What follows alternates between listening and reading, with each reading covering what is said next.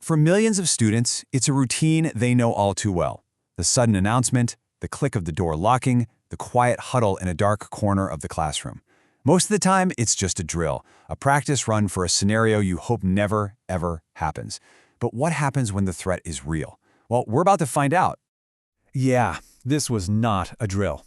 Just 5 words, but when they're spoken by a panicked dean over a school loudspeaker, they change everything. That's the exact moment a totally normal day just shatters, and that abstract fear of a lockdown becomes a terrifying, immediate reality. It's the sound of your entire world shifting in an instant. So, in this explainer, we're going to walk through 3 first-hand accounts of school lockdowns. And just to be clear, these are not drills. These are absolutely harrowing stories from students and staff who found themselves right in the middle of a real-life crisis. And with each one, the danger and the intensity really ramps up. Let's start with a situation where the danger felt incredibly close, but it was still, thankfully, outside the school building. This story really shows how even a threat on the perimeter can bring an entire school to a grinding halt. So, picture this. It's a gray, kind of rainy day in early October. Students are in the middle of first lunch period when they hear 4 loud booms. Now, what's really interesting is how everyone reacted at first.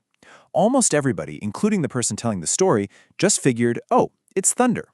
It wasn't until campus security guards started shouting and rushing kids into the multipurpose room that the reality started to sink in. So now they're all packed in this room, curtains are drawn over the glass walls, adults are guarding every single exit. A friend of the narrator, a guy named Eric, goes up and asks one of the adults what's going on. The news he came back with was just chilling. A man had barricaded himself in his house right across the street from the school, and he was threatening to kill police and himself. And what's really unsettling is that this didn't come out of nowhere. Another student, who actually lived next door to the guy, started sharing these disturbing details. He had this history of watching kids in a really strange way. And the Halloween before, he'd been seen writing a threat on his window in his own blood, which is something everyone just wrote off as some kind of weird holiday prank. It just goes to show you, the warning signs were there all along, but nobody put the pieces together until it was almost too late. Okay, that brings us to our second story, and this is where the danger escalates dramatically. The perimeter is breached. The threat is no longer just outside. Now an intruder is inside the school, walking the halls. It was the very last period on a Friday, right before spring break, so you can imagine the mood was pretty light.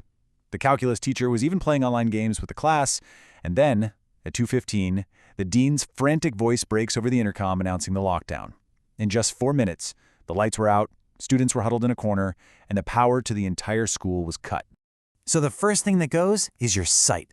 The classroom, which was bright and familiar just seconds before, is suddenly plunged into darkness. It's completely disorienting. Then the sound goes. You know that constant low hum of the lights and the ventilation? The kind of thing you don't even notice until it's gone. Well, the silence that replaced it was just heavy and absolutely terrifying. And into that dead silence comes a brand new sound.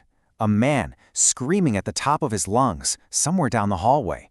The unseen threat had just announced its presence. As the screaming got closer, the students could start to make out the words. He was yelling, "I'll kill all of you," while banging on the metal lockers. That sound just echoed down the empty hall, getting louder and louder and louder.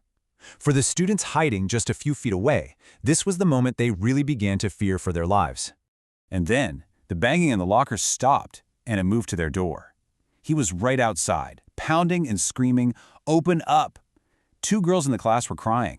And for the narrator, it felt like an absolute eternity that he was right there just trying to get in. Eventually, the man moved on, and his screams faded down the hall. After about 10 minutes, the dean came back on the intercom to say that a sweep of the building found nothing. The immediate danger, it seemed, was over. But the story does not end there. What happened next is maybe the most unsettling part of this whole thing. That night, a janitor found the man asleep in a storage closet, and according to school rumors, he had a .44 Magnum sticking out of his pocket. The janitor must have startled him because by the time the police got there, the armed intruder was gone. He was never found. And that leads us to our final and by far most intense account. In this story, the narrator isn't safe in a crowded classroom. He is completely alone, and he comes face to face with the intruder. So our narrator here is a 22-year-old computer intern working in a little office in the school basement. I mean, this slide really sets up a scenario of just absolute vulnerability. He's alone, his office doesn't even have a door, just a big opening. And the main door to the whole basement, the lock is broken. He's completely, totally exposed. So after he gets the lockdown call, he turns off the lights and hides. For 20 minutes, it's just silence. Then he hears the creak of the basement door, footsteps running down the stairs, and someone walks right into his office. He doesn't say anything, he just pushes his chair away and crawls under his desk.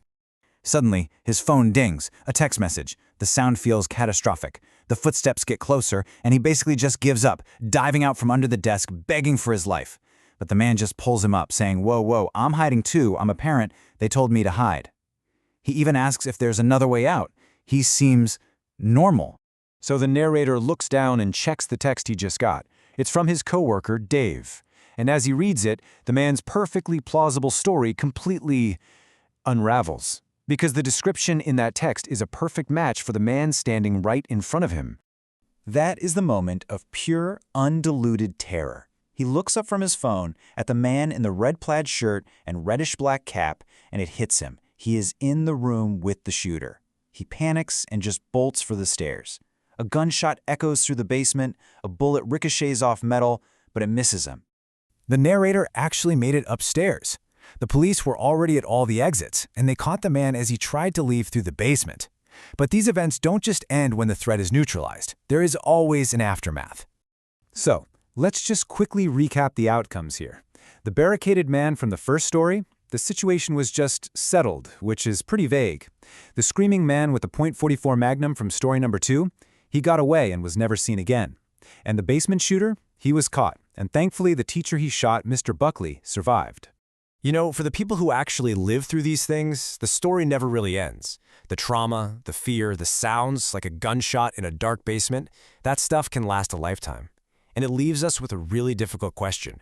How do you even begin to find normalcy again after the drill becomes real?